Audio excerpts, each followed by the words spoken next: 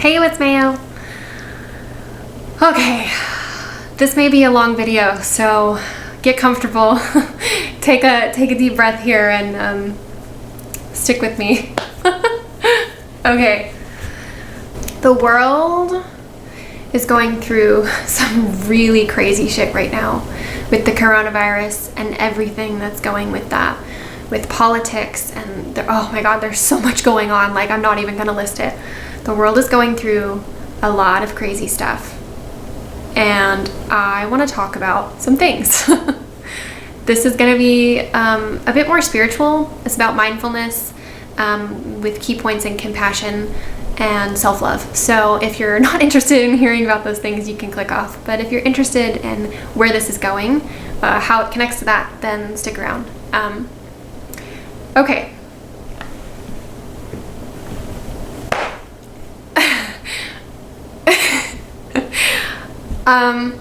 So I'm a psychic medium, and this is something I haven't talked about on YouTube yet. I've had a psychic and tarot reading business for going on 2 years now, I think. I created a website this year for my business and all of the spiritual things that I'm doing, and I'm planning to use my gifts more, and I've been planning to get on YouTube and start talking about this here as well.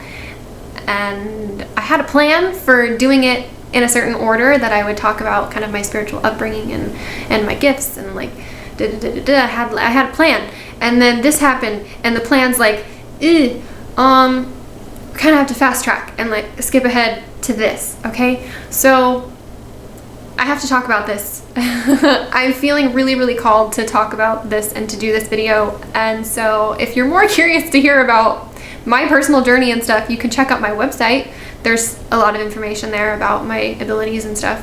If you're wanting to know more about my abilities in video format, you will have to subscribe and stay tuned for later, because I can share more about that later. But this is really important, and this needs to be talked about. So I'm here, and I'm showing up, and I'm doing what I'm being called to do. So like I said, the world's going through a lot right now, and we're going through something that's called an awakening or an ascension process. This is also called maybe a transformation, an evolution, a metamorphosis. There are a lot of words that we can use to describe this, okay? But essentially, I'm going to call this an awakening process. So a lot of people in the past years especially have been awakening to a heightened spiritual awareness. I am included in that. I mean, I was born with abilities and stuff, but I was not strongly called to share it or use it until 2 or 3 years ago. And there are a lot of people who fall into this category where we have felt a very strong calling to start sharing and to start using our abilities and gifts that we have. You've probably noticed more and more people talking about crystals, essential oils, aromatherapy, acupuncture, acupressure, people who go to alternative medicine or naturopaths for alternative ways of healing, people who talk about hypnotherapy, and astrology is being more and more talked about. Tarot cards are becoming more popular. Psychics are becoming more popular. Reiki is becoming more popular. There are so many things. I mean, I could keep going and going, but I mean, you're even seeing like celebrities or public figureheads who are doing these things and believe in them and speaking of them, and that's happening everywhere. Like people are just like sprouting up. Essentially, if you haven't gone through this, I will try to explain it. It's essentially that we have had these gifts within us always, and something sparks within us and we feel called to start sharing and talking, and it's kind of indescribable. Like, I've talked to some people about it and we're like, I don't know what it is and I don't know why, but I need to share it and I need to start doing it, and I feel like it's urgent. Well, I have talked to many people who have had this awakening process lately, and what the world is going through right now, we feel like this is what it was for. That we feel like this is why we were awakened. We feel like this is what we've been training for and what we're here for, right? We're here to help. We're here to be helpers and to help guide people through this. We're here to be leaders, healers, etc. Okay? What the world is going through right now is part of the awakening process. And so many people in the world are going to wake up to some really big stuff through this process. And I wanted to talk about those things. Something that I will lead with is that people are waking up to this concept that health is not a guarantee for anyone. Health is fragile and life is fragile, and we must cherish it and be grateful and do our best to take care of ourselves and to take care of others as well. A big concept that's happening is the collective. You may not understand what I mean by that, but the collective. We are all on this planet, and we are all affected by what everyone does on and to this planet. There's trickle-down effects no matter what. We're all connected, and we all share this. We are one, we are together, we're collective, and through the collective, you can feel a lot. Some people feel more than others, some people don't. So for example, someone like me, something can happen on the opposite side of the world, and I'll feel it very deeply, as if I know those people personally. Other people, more commonly, if someone they know personally goes through something really big, you feel it like it's your own family member, right? Most people can understand that. I feel that way about like everyone and everything. It's always personal to me. It always is felt deeply. And I've been that way my whole life. More and more people are waking up to this idea on a broader spectrum than they realize, that they're not just feeling this way about family or friends, but they're feeling this way about their entire town, their entire state, their entire country, the whole planet even. People are expanding their circle of love and the circle that they feel compassion for, and that's incredible and that's amazing, and that's exactly what's supposed to happen. We're supposed to open our hearts further and further and further and feel the world. Lately, and especially right now with everything with this pandemic, the collective is very, very heavy, and it hurts. And a lot of us are just feeling this collective stress that the world is going through. The fear, the panic, the anxiety, it's just very heavy. And something I have been hearing a lot of people saying is, I don't know how to tap out of the collective. I don't know how to stop feeling it. It hurts, it's heavy. I don't know how to turn it off. I can't turn it off. And something that I'm feeling really called to share is that right now we're not supposed to. Generally, it's kind of encouraged to shut off and have boundaries and stuff. And I will say that yes, right now we are supposed to still be able to take this in doses and pace yourself as you feel it and stuff.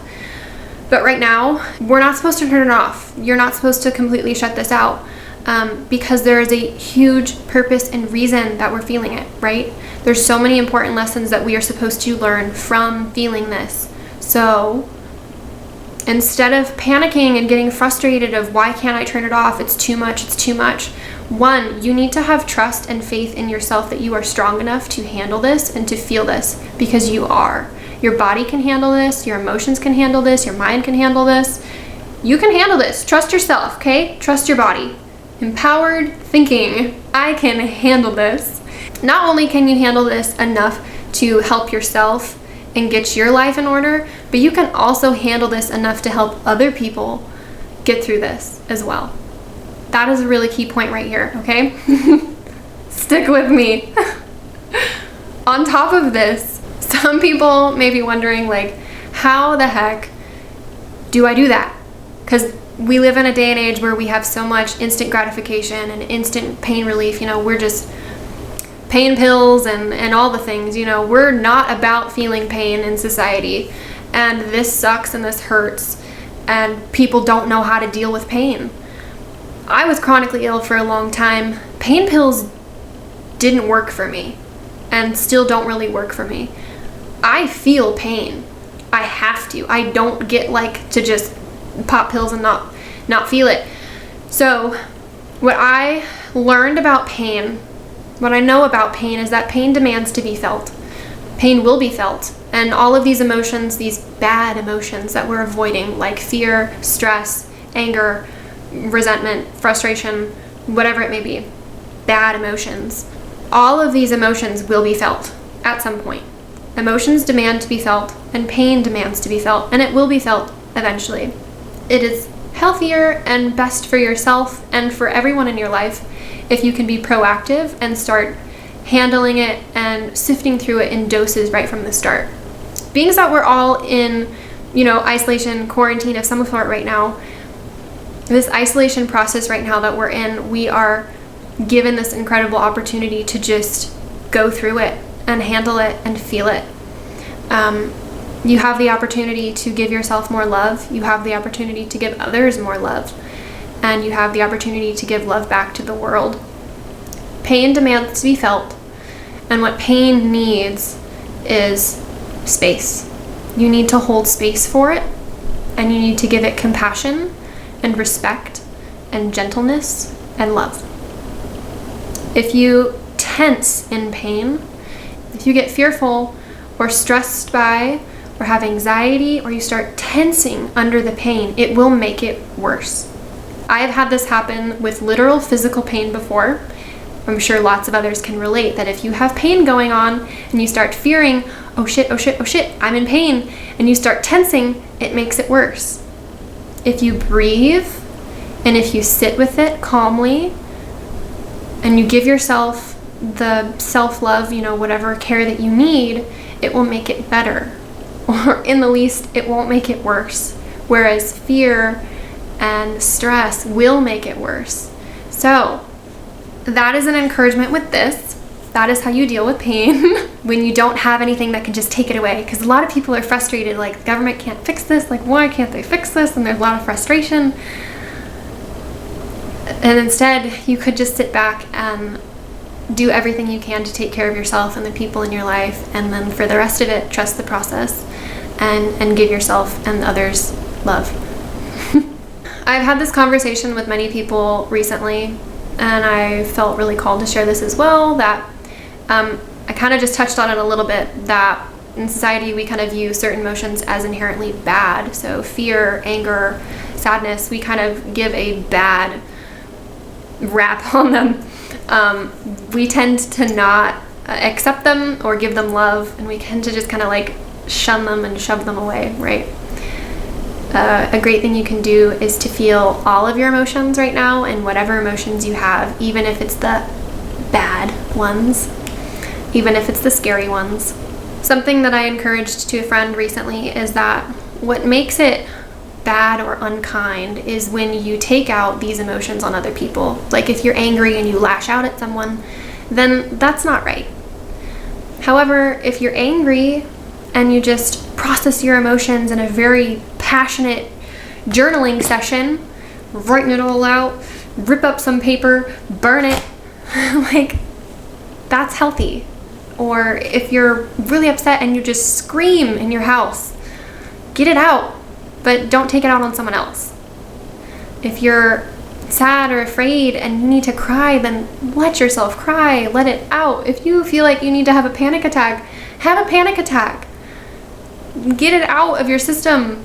Bottling up makes us tense. It literally physically makes the body tight. Bottling up emotions makes the body tight, and it's bad for the health, and it stresses the immune system. So if you handle your emotions in a proactive way and let them out of your system, if you let them flow through you and come out and then give them back to the universe to be cleansed and replenished, awesome.